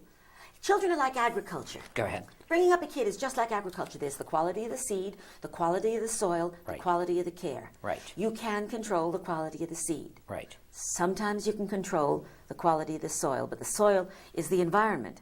So you're really not in total control. Your kids go to school and they're going to be exposed to everything. They turn on the TV, they're going to be exposed to everything. The quality of the care you can affect again. Right. So we are all farmers with our kids. Traveling all over the world. Yeah. Europe. Yeah. Tell me about it. You're a big hit in Europe. Well, I only perform in English-speaking countries, with the single exception of Japan. I learned Japanese 2 years ago, and I work in Japanese as well as in You do English. your whole act in Japanese? Very hard. Was it difficult? It was. Oh, it was so difficult. It was How long is the act when you work? 2.5 hours. I do Two a and full evening concert. Hours. That's a long time. Oh, and it was so difficult because the language, like our language, Japanese is not more difficult than English. When you learn a difficult language like Japanese, you recognize the inconsistencies in our language too. For example, at one spot in our act, first night, Lamb Chop was doing a segment where she was talking about comedy piece on not eating sushi. Like I was going to take her to for sushi afterward. Right. And she said, "Watashi wa saishoku," which means I am a vegetarian. Unfortunately, the first performance, she said, "Watashi wa seishoku." Half the audience came rushing back, and they said, "Do not say a seishoku." I said, "Oh, yes, of course, it's saishoku." They said, "Do you know what you say, seishoku?" I said, "No, what?" They said, "Lamb Chop say, I am homosexual." Seishoku. And saishoku is vegetarian. I mean, it's dangerous because the language is so close. You know, you look like a little Japanese girl when you did that just expression of when you say a little Japanese Really? girl. Yeah, you do. You do. Your expressions are, it was very funny. Very, very funny. Well, you know, it was very aggravating because I worked really hard on this hard language. People kept coming up to me in Japan and saying, "Lamb Chop very good in Japanese. You not very good." I said, "What do you mean I'm not very good? That's me. That's me." They think it's, they don't know. No, the reason is, you know, French is all on the front of the mouth. French and Spanish are north-south languages. Yes, yes. Japanese is all here. It's an east-west language, easy to do without moving your lips. Easy. And so I, who didn't want to imitate people, you know, you're embarrassed to imitate. I wanted to say, "Watashi wa Shari Lewis desu." But that doesn't sound right to them. They really want you to say, Watashi wa Shari Lewis desu. You know? Arigato. Yeah. Tell me, Shari Lewis, conducting. Yes. I love that. Tell me, Yes. where do you conduct? Oh, all over. All over the world. Oh, yes. I Even in conducted, Japan? Yes, 8 performances with the National Symphony in Really? Osaka. In Osaka? Yeah. Oh, how was it? It was very interesting. You know, classical music, Western classical music. Boy, they come out for that, don't they? They do, and they do. They really come out for that. And the musicians are impeccable in that, no, everybody's impeccable. In Japan, the people do not make mistakes. They fight with you to get things their way. And what I do is very special, therefore it has to be the way I need it. Right. So we had mighty battles before the show. Rehearsals. Difficult. Yes. But once we started, every light cue, every stagehand cue, nobody made a mistake. And after about 6 shows, I was debilitatingly tired. I mean, I was ready to pass out because it was such a strain on me. About the 6th show, I made a lot of mistakes in my Japanese. And the stagehands came back, and everybody came back and said, you don't go to dinner, you study. Because mistakes are not permitted in Japan. You got to be perfect. Tell me about your books. What's your favorite? Well, I have a big series, a big success. You know, you write that many books, you have books that are successful, and you have books that are 47 books. 46. 46. God, that's a lot of books. My 1-minute bedtime series is a hot series, and I'm very pleased with it. 1-minute Greek myths, 1-minute stories of sisters and brothers, 1-minute Christmas stories. I've made it very ecumenical too. We've done 1-minute Old Testament, 1-minute New Testament. And 1-minute Easter and 1-minute Jewish stories. Right. So I'm really looking at the whole range. What I'm creating in my intention, and it's being very nicely accepted by school systems as well as by people, is a 1-minute series, a mini-series of introducing literature to little kids. That's interesting. Yeah, because I'll do a 1-minute Scheherazade, 1-minute Alibaba, 1-minute Shakespeare, 1-minute Jungle Book, so that it's all quality stuff. Yes. Is Shari Lewis involved in the schools? No. But a lot of my stuff is used by the schools. By the schools. Yeah. I'm an entertainer. That's the only thing is, I don't believe that entertainment should be about nothing. Exactly. Most children's entertainment, in my opinion, is about nothing, and then at the end they put a moral. I see. It's about nothing, and then somebody stands up and says, hey, kids, go to school. I see. Hey, kids, don't punch out your brother. You know. Nickelodeon, that's a great station. Good channel. Isn't it a good channel? Very good channel. Yeah, very interesting point of view, too. Their point of view is that kids want to watch kids. They do, don't they? Yeah, and so they... You grew up with those kids. Yeah. They do want to watch children, Yeah, don't it's they? very interesting stuff. And they like to repeat it over and over, and they like to see it over and over, don't they, Yeah, Shari? Disney Channel, too. Disney? We have some good stuff for kids now. Disney Channel is beautiful. Arts and Entertainment has some nice stuff. Wonderful things, yes. There's some good stuff out there. Bravo, Discover. I mean, a lot of the channels are now... Why don't Shari Lewis develop a show for kids and interview children and Lamb Chop and all wonderful celebrity children? Celebrity children. It's a nice idea. A celebrity. I mean, young little celebrity. We have a lot of celebrity kids today. There is a show, a children interviewing children show on Nickelodeon. Yes. I cannot remember the title of it at the moment. But you would adapt with Lamb Chop and do all your things. How many other puppets do you have? Oh, I have dozens and so dozens. many. And dozens. I dance. But why do people only think of Lamb Chop? Lamb Tell Chop? me. I don't know why Lamb Chop captures It captures the heart. Yeah, because the little kids now come up to me in airports and they got their Lamb Chop puppet Is it on their because hand. it's so gentle? I don't know. Because she's pretty flaky. She's kinky. I mean, She is, yes, she she says is. and does what she wants to do. Yeah, And yeah. she's not always a sweetie pie. She's like a lot of little 3-year-old girls I know. Really? I know a lot of little 3-year-old Three-year-old girls girls who are are little manipulative and cute and seductive and snazzy, and they play helpless. Yes. And then they go bang. Shari Lewis, looking back over your career, would you, are you happy with what you've done, or would you do it the same way, or would you have done it different? It's a very interesting question. I think what I did when my show went off NBC was I said to myself, I'm now going to play Vegas and do Broadway. You did, yeah. So I played Vegas and did Broadway. Right. It has been a wonderful, varied experience. I think if I had stayed just with children's entertainment, right, I would be very bored with it. As it is, all my friends in many fields are suffering burnout. Many fields. Yes. I'm not. I get up in the morning, can't wait to get to my rehearsal or my interview or my writing or to my exercise or whatever I'm doing. I like it. And I think the reason for the lack of burnout is that I have done so many different things. It's been a blessing. How about a nice dramatic role for Shari Lewis? I would Without love it. puppets, with nothing, just you, Shari Lewis. I'm looking at you right now. Marvelous face. Oh, thank you. Marvelous quality of face. And you know what you're doing because you've been in the business a long time. Comedy and dramatics, very heavy. It comes Yes. along. Well, To we're be a working- good dramatic actor, Oh, be a yes. good comedian. And you have that in your mind. So I think you would be a wonderful, Thank you. wonderful dramatic role. Thank you. I could see it, do you? Thank you. How about your life book? My life book. Come on, Shari. Oh, no, Everyone's I doing couldn't. books, Shari. I know. Everybody. Yeah. Even Merv Griffith right now just said he's going to be doing it. He Yeah. said he wasn't going to do it, but now he's going to do it. I think it's the end. It's the end. I think it's the end. When people do that, it generally means that they're looking backward and not looking forward.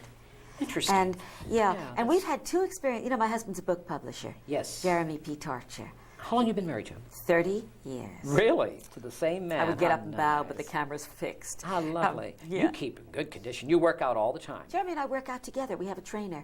We work out twice a week together. So he publishes your books? No. No? Oh, no. No. He doesn't do juveniles. Ah. He doesn't publish me. We have a rule, no publishing in the family. I see. Judy Krantz is his sister. He doesn't publish Judy.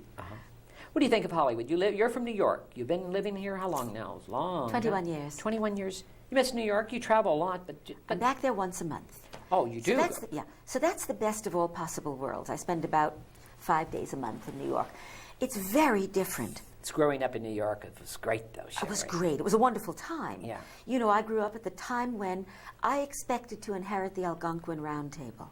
I expected to live in the literary, cultured city that evolved out of Dorothy Parker and all of those people. Unfortunately, the 50s was that. And I was this teenager functioning in this safer city. And then came the 60s and the city fell apart. Shari Lewis. What's Shari Lewis doing now? Where is she going? New home videos, new books, a lot of travel. We're doing safari this year, and I'm going to China to perform. You're going to China? How wonderful. They would love you there. I Bringing think something. so. I bet you're going to be a big hit in China, darling. When are you leaving for China? End of the year. End of the year? Yeah. Ah, lamb chops going to China. What are you going to say in China with the lamb chop? I don't know. I haven't started learning my Mandarin yet. I will learn it. Because you love Chinese food. That's the last time I saw you in a Chinese restaurant. Yes, but do you know, one of my great disappointments in Japan What? was Japanese food is not good in Japan. It isn't. No, it isn't. No, it's No. all full of slimy stuff. That's true. I was so disappointed. The meat's good, though. There's steaks. The Kobe, if you can afford it. Yeah. I mean, $75 a steak. Yeah, that's true. And that's- Did you work Australia? Yes, a lot. Tell me about Australia, the people I'm in not Australia. passionate. Well, I like the people. I'm not passionate about Australia. Australia, performing there is a slightly amateur circumstance. I played the very best theaters and the television, and it wasn't up to par. I haven't done it in about 10 years because I've been very busy here.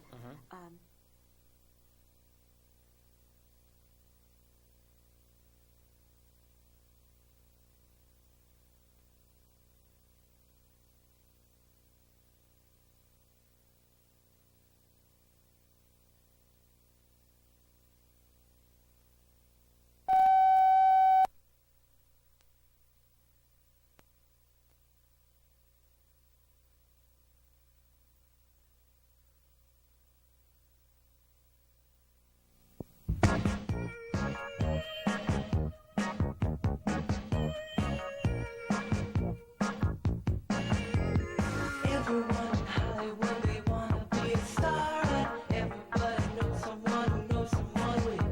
There's an agent and he's hanging out at every other corner. One or two or three or four at every other bar.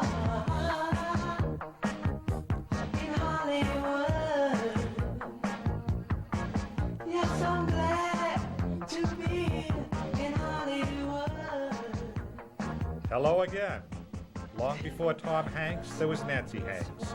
And with us today is the talented actress who portrayed her in the screen version of Lionel Bart's Oliver. She's Shanee Wallace. Also with us is one of the main reasons for the highly successful engagement of William Inge's Natural Affection at the Zephyr Theater in Hollywood. She's Carole King. And now, here's your man of the half hour, Skippy Lowe. Shanee Wallace, tell me something. 20th anniversary's coming up next week. Yes, next week. At the Academy of American Motion Picture Science, Arts and Science. Tell me about the that. Academy. Oh, it's just very exciting. Because I was 4 at the time when I did this You movie, did? you know. Oh, come on. 4? I want to show you. Is that 4, Shanee? Look at that. That is Shanee Wallace playing an Oliver. That was a great show. I saw that in London, you know. Did you really? I certainly did. I was there. At the very beginning. I was there in this 62, 63. I was there when John F. Kennedy was assassinated. I was going to school at RADA. Now, when was that show? I was at RADA too. Yeah, I told you I went to the RADA last time I saw it. But tell me something. When was Oliver in London? What year? Oh, well, you mean the movie? You're talking about the movie. Show. No, I'm talking. Well, I'm not. You didn't do the show. No, I didn't do the show. Nancy, I thought you did, but no. But the movie you did. How did you get the part? The movie. How did you get? It's amazing what happened because you were in America doing a Broadway show. I was doing A Time for Singing, which was the story of how green was my valley. And unfortunately, it wasn't a huge success, but it had the most beautiful music in it. And Ed Sullivan came in to see the show. And he said, would you come and sing the song, on my show? On Sunday night. On Sunday night, right. Right. So that's exactly what I did. And I was in period costume. And I did this big love song from the show with this wonderful orchestra. And the next day, I got a telegram from Hollywood, from Mike Frankovich, who was then head of Columbia Pictures, saying, I think there's a part for you. I've got a part for you. So we went running out to Hollywood, yes. And that's how it all started. So Ed Sullivan did help a lot of people then. He sure did. He really did. But let me tell you something. It was a long time after. They took a lot of work. Everybody tested for that movie.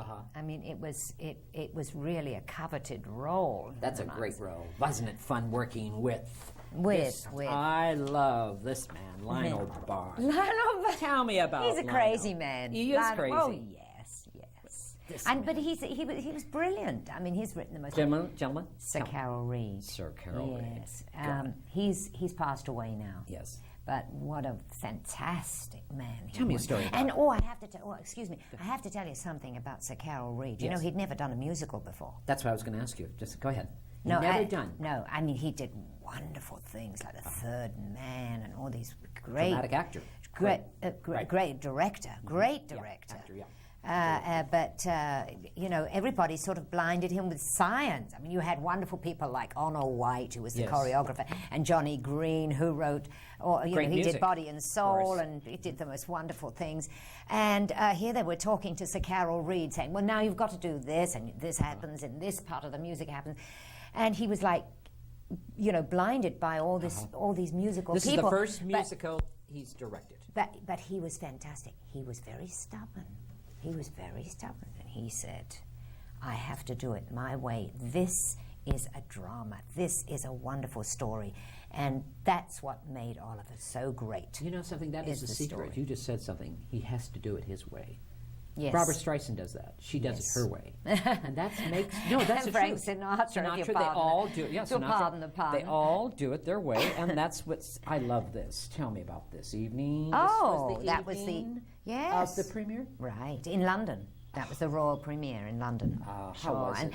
And there's Oliver Reed, yes. He's coming over. Is he? Oh, yes. So you're going to have a lot of people here coming in. Oh, yes. Who's this? I love this little boy. Look at this. He was so cute. What was his name? The Artful Jack Wilde played the Artful Dodger. This one. And little Mark Lester. What's happening? Oh, and of course they're all like... Is Mark Lester coming in town, or what's happening? No. They're all so grown up now. Is he still acting, Mark Lester?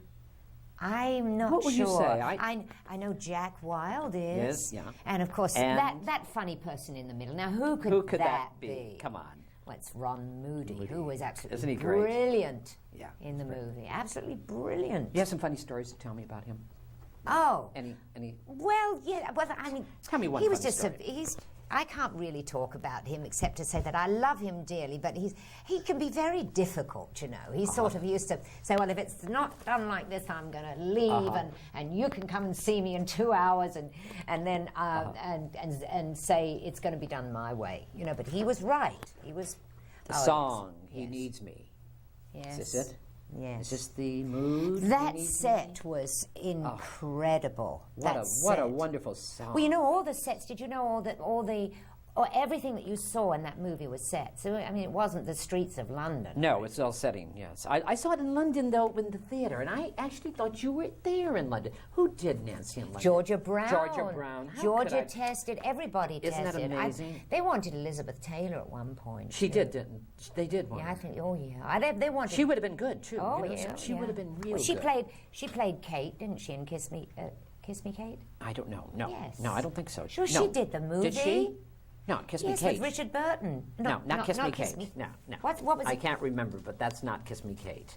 But tell me about this young man. Somebody call Mark, in and put that right. That's right. Mark Lester is just a darling little boy, and he was just wonderful. He did his own voice, sing his own. No, that's what I want to find out. Tell you that. That's what I want to find. No, he didn't. He didn't. No. but he mouthed beautifully, I must say. I mean, and you'd never be able to tell. How many songs did you do on that show? How many songs? I don't know, about 4 or 5. 4 or 5.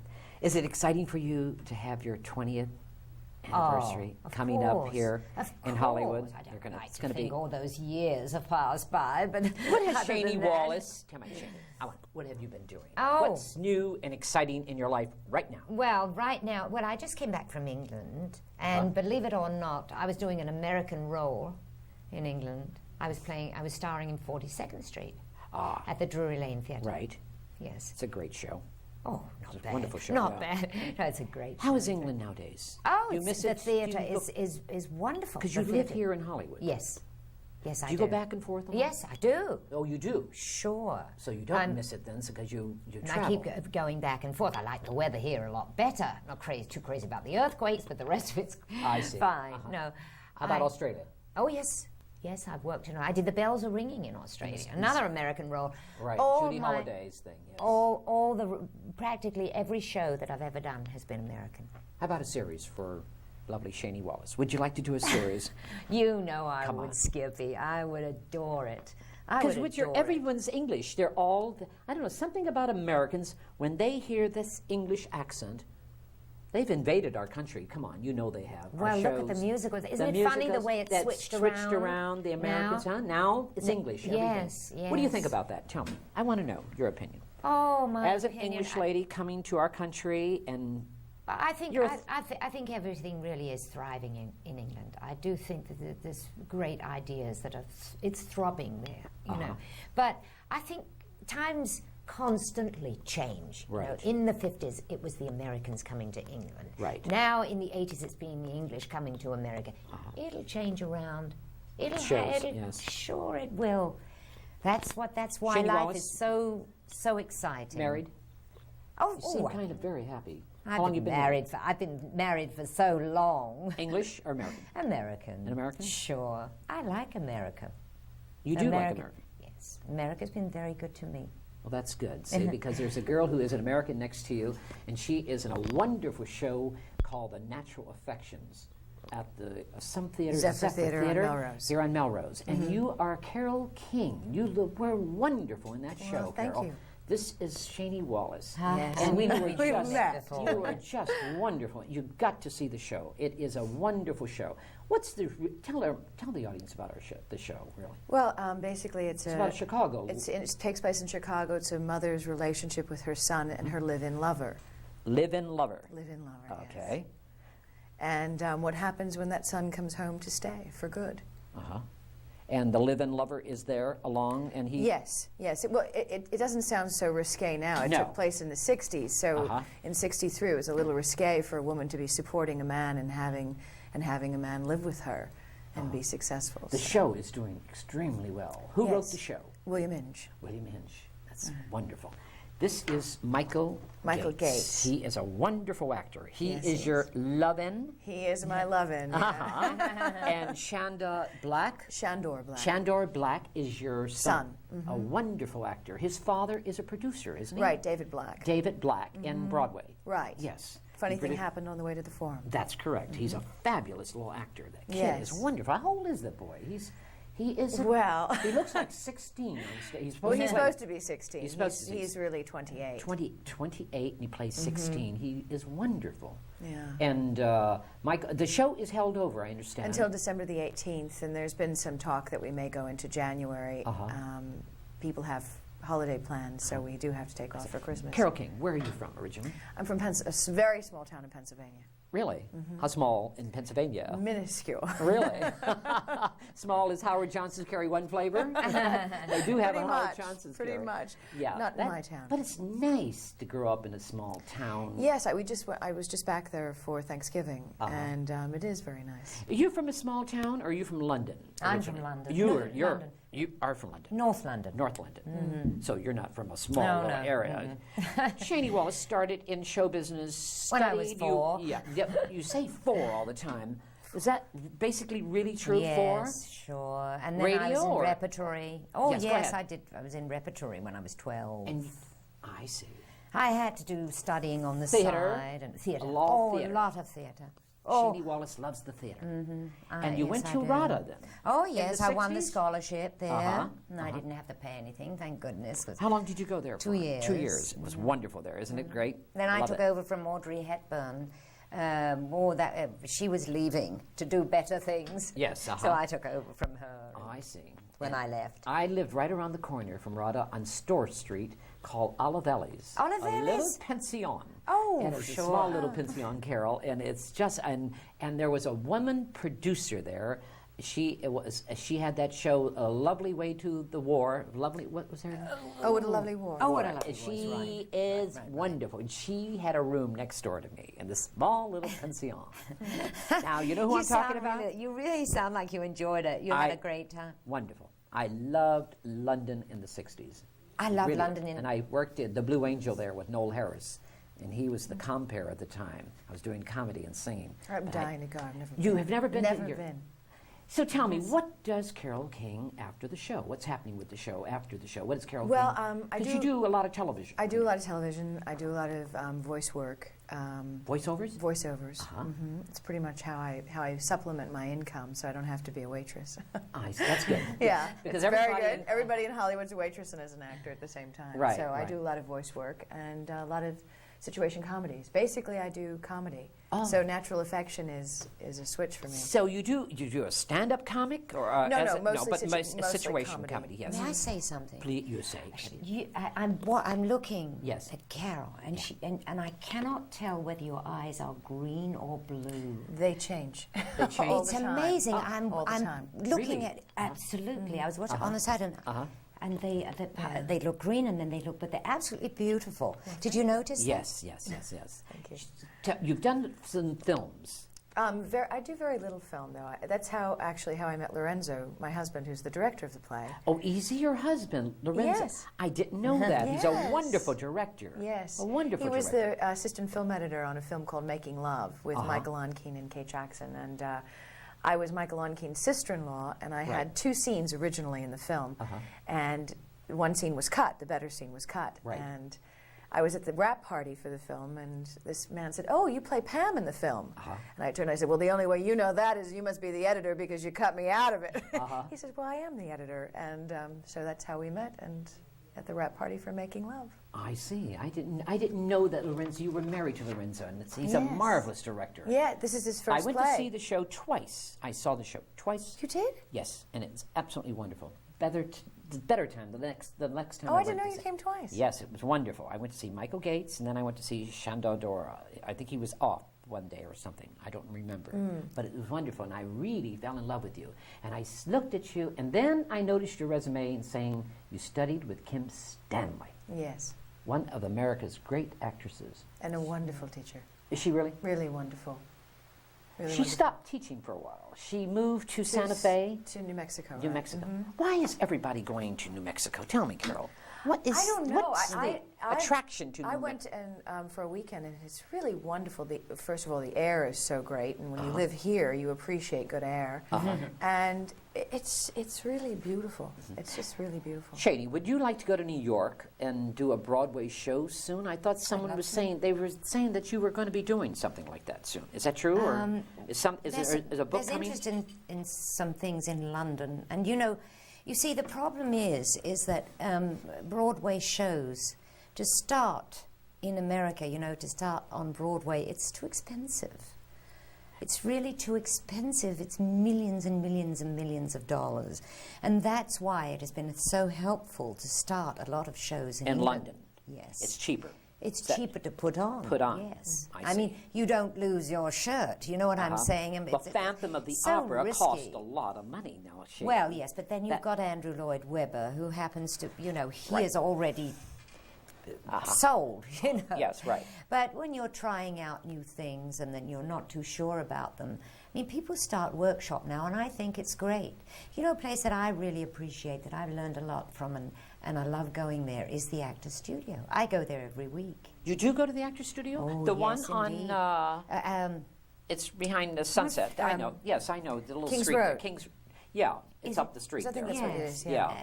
De Longpre. That's Why it, do we always think, that's it. And a man called Clyde Ventura takes the I don't know whether you call them classes, because we're all mature people. We're all in the business.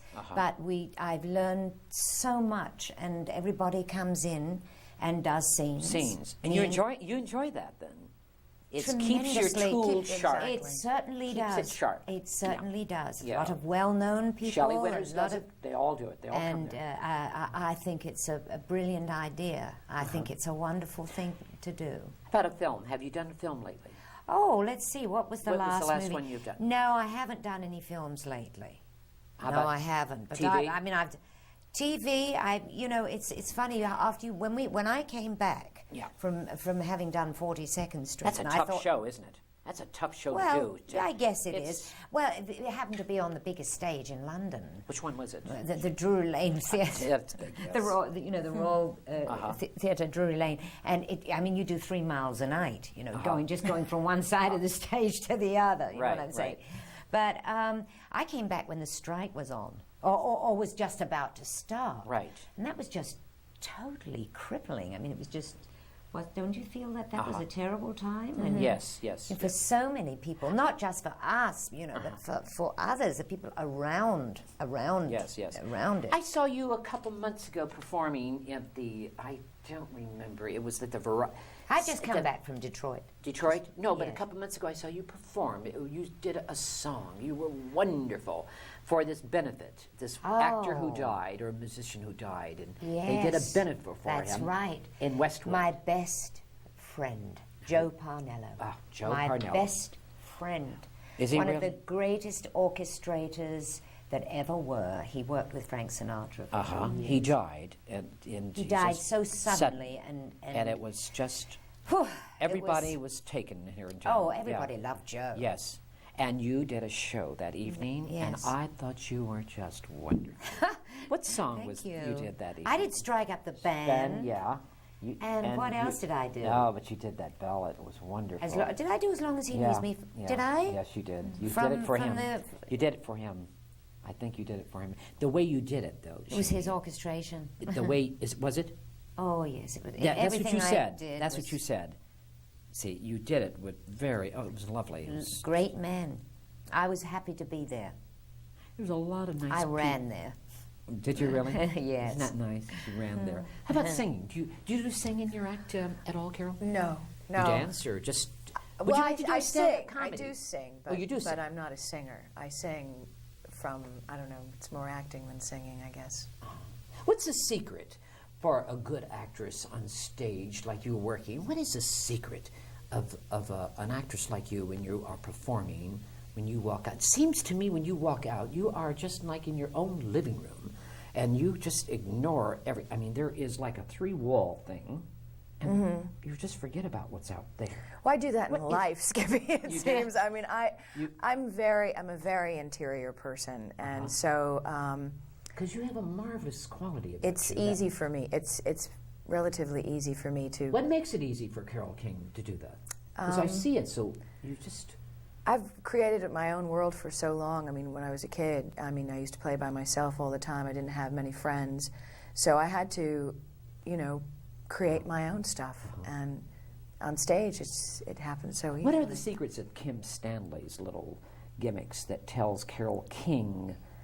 Yeah, and could you share one of them with us? Because she happens to be one of the greatest teachers and one of the greatest actresses, really, in America.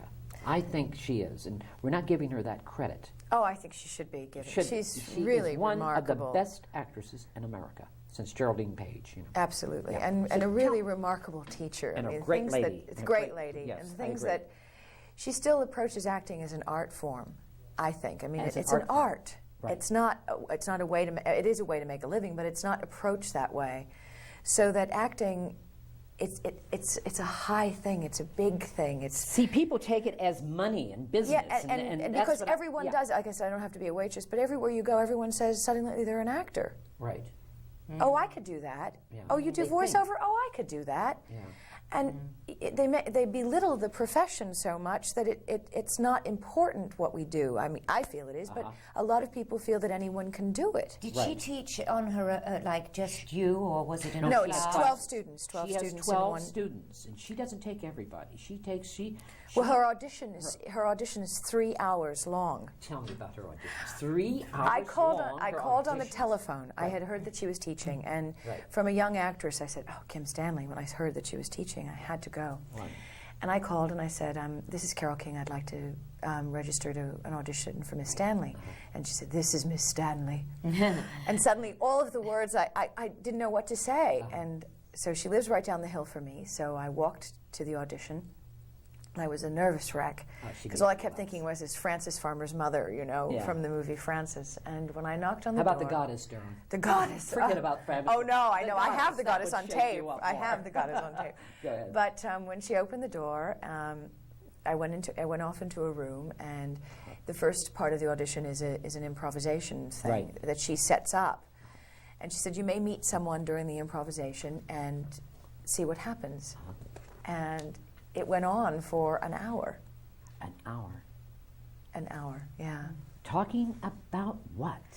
Sometimes not talking. I mean, a lot of behavior, a lot of things, environment, just everything. She's a wonderful. What a pity she went to New Mexico. No, she's here now. She's She back. teaches. She She came teaches. back. She left New Mexico. She just escaped. Oh, so she's still totally- teaching? Yeah, she teaches in Los Angeles, Back. yes. She's back, and she's wonderful. better than She ever. found herself back, and these Yes. young Oh, kids- yes, yes. Oh, Oh, yes. you'd You love should it. really take a look at her, dear. You'd love it. She is wonderful. She's just one of a kind. And the Special. class it's so intensive. You're there from 6 o'clock till like midnight.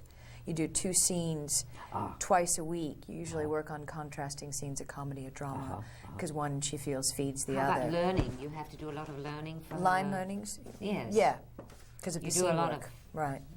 She's one of my favorite actresses. I'm glad I'm talking about Kim Stanley because I've brought someone on the show I could talk about because I think she's great. I do too. So Carole King, voiceovers. What kind of voiceovers? Little.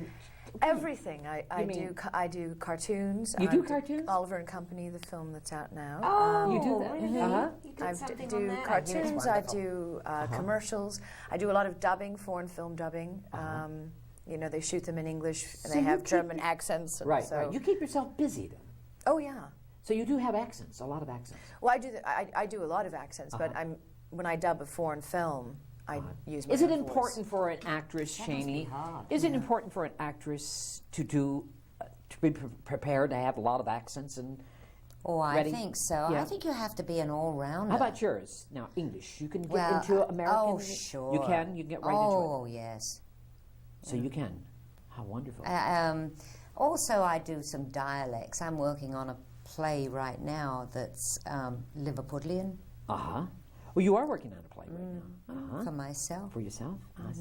How about Shanee Wallace? Would like to do a one-woman show? Come on, Shanee. I'd love to. You should. Everyone's doing a one-woman show, one-man show. Well, it just so happens I'm a little late because... You're not late at all. No. Never late. Never use that late. No, I just meant that there is one thing that I would love to do. It's written by the man who wrote Educating Rita. His name is Willie Russell. And he's written a one-woman play that is absolutely brilliant. That's the play I'm working on, but I think it's already coming to New York in January. But whoever goes to see it, I know they will think it's absolutely wonderful. How about a singing? Just doing your whole Oh, thing? yes. Singing. Well, I do that all the time. I just finished in Detroit. About Canada. Do you work Canada a lot? Because I think Canada. Yeah, I know. You don't do Canada. I know. You say what's going on but there? See, no, Canada is. There's a lot of work there. I understand so. I understand there is. There is a lot of work television there. and film. Have you done Europe? Have you worked in Europe yet? I did the Berlin. I had a film that was in the Berlin Film Festival. It was a short made for German television, and it was about American marriages. So I love your look. I think you've got a great look. Oh, thank you. I think you have a marvelous, doesn't she? She has a marvelous, unique look. She has her own style, her own individuality, which is very, very important as an actress. What do you think? I think so. No one's ever told me that, really. I mean, no one has ever told you? No, I sometimes, not that I feel that I'm commonplace, but... yeah, I think you have your own definite look. Well, thank you. And that's the most important thing in our business, Shanee, not to look like anybody else. Yeah, what do you... Well, I don't know. Oh, absolutely, absolutely. I mean, look at Barbara Streisand. I think she was so clever. You know, Not they to said get that. Yes. Yeah. I mean, I do. I think that if you've got to have a great deal of security to say that you are what this you are. This is the way I am. You know, everybody wants to be something different, right? Hollywood. Change. Hollywood. Change. You've been here a long time now, Shanee. Yes. Yes. You like it? Oh, yeah. Yes, I do. I sometimes, if I'm not working, I get bored here. I can get bored so very what quickly. does Shanee Wallace do during the day? What is her day like when she starts her day? Getting up? I'm not going to bore you with that, Skippy. Well, you get up early in the morning, exercise, yes. you keep yourself in good shape because you look wonderful, Shanee Wallace. I don't exercise very much. You don't. I should. I mean, when I... no, English I don't. women don't exercise. That is true. Did you know that? Yeah, English women, am I true? They don't exercise. They...